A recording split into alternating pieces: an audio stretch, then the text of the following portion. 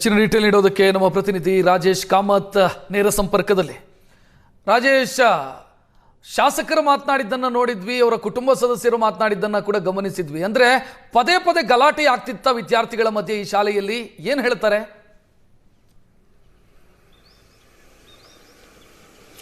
ರಕ್ಷಿತ್, ಏನು ಈ ಘಟನೆ ನಡೀತು, ಆ ಘಟನೆ ನಡೆದಿರ್ತಕ್ಕಂಥ ಸ್ಥಳದಲ್ಲಿ ನಾನಿದ್ದೀನಿ. ಇದು ಶಿವಮೊಗ್ಗದ ಹೊರವಲಯದಲ್ಲಿರ್ತಕ್ಕಂಥ ಸೂಳೆಬೈಲು. ಇಲ್ಲಿ 14ನೇ ಕ್ರಾಸ್ನಲ್ಲಿ ನೀವು ನೋಡ್ತಾ ಇದ್ದೀರಾ, ಸರ್ಕಾರಿ ಪ್ರೌಢಶಾಲೆ ಇದೆ. ಈ ಶಾಲೆಯಲ್ಲಿ ಸುಮಾರು ನಿನ್ನೆ ಅಂದರೆ SSLC ವಿದ್ಯಾರ್ಥಿಗಳಿಗೆ ಪ್ರಿಪರೇಟರಿ ಇರುವ ಹಿನ್ನೆಲೆಯಲ್ಲಿ ವಿಶೇಷ ತರಗತಿಗಳನ್ನು ಈ ಶಾಲೆಯ ಕಾಂಪೌಂಡ್ನಲ್ಲಿ ಇರ್ತಕ್ಕಂಥ ತರಗತಿಗಳಲ್ಲಿ ಕೈಗೊಳ್ತಾ ಇದ್ರು. ಸುಮಾರು 33 ವಿದ್ಯಾರ್ಥಿಗಳಿದ್ರು.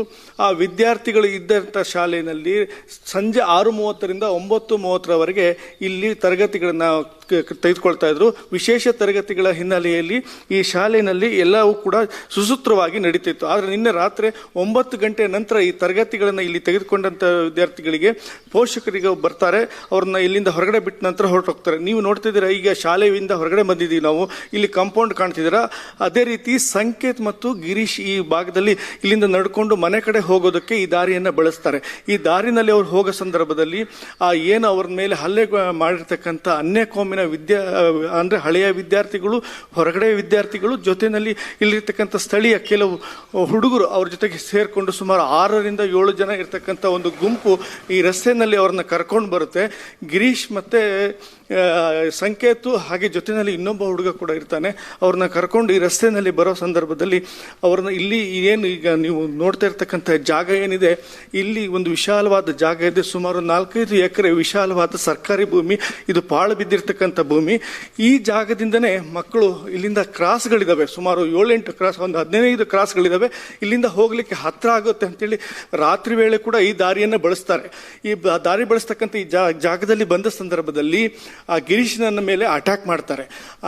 ಅಟ್ಯಾಕ್ ಮಾಡಿರ್ತಕ್ಕಂಥ ಸಂದರ್ಭದಲ್ಲಿ ಗಿರೀಶ ಬೀಳ್ತಾ ಇದ್ದಂಗೆನೆ ಅವನನ್ನು ತಪ್ಪಿಸ್ಲಿಕ್ಕೆ, ಆತನ ಮೇಲೆ ಅಟ್ಯಾಕ್ ನಡೆದಿರ್ತಕ್ಕಂಥ ತಪ್ಪಿಸ್ಲಿಕ್ಕೆ ಸಂಕೇತ್ ಮುಂದಾಗ್ತಾನೆ. ಆ ಸಂದರ್ಭದಲ್ಲಿ ಸಂಕೇತನಿಗೆ ಮುಖ ಮೂತಿ ನೋಡದೆ ಹೊಡಿತಾರೆ. ಎದೆ ಮೇಲೆ, ಮುಖದ ಮೇಲೆ ಎಲ್ಲ ಹೊಡೆದಿರ್ತಕ್ಕಂಥ ಹಿನ್ನೆಲೆಯಲ್ಲಿ 5-6 ಜನ ಇರ್ತಕ್ಕಂಥ ಹುಡುಗರು, ಅದರಲ್ಲಿ ಗಾರೆ ಕೆಲಸ ಮಾಡುವ ಹುಡುಗರು ಕೂಡ ಇದ್ರು ಅಂತ ಕೂಡ ಈಗ ಪೊಲೀಸರ ಪ್ರಾಥಮಿಕ ತನಿಖೆಯಿಂದ ಬಂದಿದೆ. ಈ ನಿರ್ಜನವಾದ ಪ್ರದೇಶದಲ್ಲಿ ರಾತ್ರಿ ಇಲ್ಲಿ ಕತ್ತಲು ಆವರಿಸಿರುತ್ತದೆ. ಈ ಸಂದರ್ಭದಲ್ಲಿ ಯಾರಿಗೆ ಹೊಡಿತಿದ್ದಾರೆ ಅಂತ ಗೊತ್ತಾಗಲ್ಲ. ತಕ್ಷಣವೇ ಆತ ಬೀಳ್ತಾನೆ. ಪ್ರಜ್ಞೆ ತಪ್ಪಿದಂತೆ ಬಿದ್ದಿದ್ದ ಗಿರೀಶ ಎದ್ದು ನೋಡಿದಾಗ ತಕ್ಷಣ ಆ ಸಂದರ್ಭದಲ್ಲಿ ಅವನಿಗೆ ಈ ಕಡೆ ಬಿದ್ದಿರ್ತಕ್ಕಂತಹ ಸಂಕೇತ ಕಳಿಸ್ತಾನೆ. ಹೋಗಿ ತಕ್ಷಣವೇ ಶಾಲೆಯ ಮುಖ್ಯಸ್ಥರನ್ನ, ಶಾಲಾ ಹೆಡ್ ಮಾಸ್ಟರ್ನ ಸೇರಿದಂಗೆ ಎಲ್ಲರನ್ನೂ ಕರ್ಕೊಂಡು ಬಂದಾಗ ಪ್ರಜ್ಞೆ ತಪ್ಪಿ ಬಿದ್ದಿದ್ದನ್ನ ಸಂಕೇತನ ಆಸ್ಪತ್ರೆಗೆ ತೆಗೆದುಕೊಂಡು ಹೋಗೋಣ ಅಂತ ಹೇಳೋದು. ಹೊರಟ ತಕ್ಷಣವೇ ಆ ಮಾರ್ಗ ಮಧ್ಯದಲ್ಲಿ ಆತ ಸಾವನ್ನಪ್ಪಿರೋದು ಗೊತ್ತಾಗುತ್ತೆ. ಆಸ್ಪತ್ರೆಗೆ ತೆಗೆದುಕೊಂಡು ಬರ್ತಾರೆ. ಹೀಗೆ ಒಂದು ಈ ನಿರ್ಜನ ಪ್ರದೇಶದಲ್ಲಿ ನೋಡ್ತಾ ಇದ್ದ ಹಾಗೇನೆ ಸುಮಾರು ಅನ್ಯ ಕೋಮಿನ 5-6 ಯುವಕರಿರ್ತಕ್ಕಂತಹ ಗುಂಪು, ಅದರಲ್ಲಿ ಹಳೆಯ ಶಾಲೆಯ ಹಳೆಯ ವಿದ್ಯಾರ್ಥಿಗಳು, ಫೇಲ್ ಆದ ವಿದ್ಯಾರ್ಥಿಗಳು ಎಲ್ಲರೂ ಸೇರಿಕೊಂಡು ಅನಗತ್ಯವಾಗಿ ಒಂದು ಗಲಾಟೆಯನ್ನು ಮಾಡಿ ಅವರು ಅವನ ಮೇಲೆ ಹಲ್ಲೆ ಮಾಡಿದ್ದಾರೆ. ಆಮೇಲೆ ಎಲ್ಲರೂ ಹೇಳುವಾಗೆ, ಸ್ಥಳೀಯರು ಹೇಳುವಾಗೆ ಪದೇ ಪದೇ ಈ ಶಾಲೆಯಲ್ಲಿ ಇರ್ತಕ್ಕಂಥ ವಿದ್ಯಾರ್ಥಿಗಳ ಮೇಲೆ ಈ ರೀತಿ ಗುಂಪುಗಳು ಬಂದು ಗಲಾಟೆ ಮಾಡ್ತಿದ್ದು, ಇಂಥ ನಿರ್ಜನ ಪ್ರದೇಶದಲ್ಲಿ ಹಲ್ಲೆ ನಡೆಸ್ತಾ ಇದ್ರು ಅಂತ ಹೇಳ್ತಾ ಇದ್ದಾರೆ. ಆ ಹಿನ್ನೆಲೆಯಲ್ಲಿ ಈ ಘಟನೆ ಕಾರಣ ಆಗಿದೆ. ಶಾಸಕರು ಕೂಡ ಈ ಘಟನೆಗಳ ಬಗ್ಗೆ ಪೊಲೀಸರಿಗೆ ಪೂರ್ವಭಾವಿ ಮಾಹಿತಿ ಇದ್ರೂ ಕೂಡ ಅವರು ಯಾವುದೇ ಕ್ರಮ ಕೈಗೊಂಡಿಲ್ಲ ಅನ್ನೋ ಒಂದು ಆಕ್ರೋಶವನ್ನು ಕೂಡ ವ್ಯಕ್ತಪಡಿಸ್ತಾ ಇದ್ದಾರೆ. ರಕ್ಷಿತ್, ಥ್ಯಾಂಕ್ ಯು ರಾಜೇಶ್ ಮಾಹಿತಿಗೆ.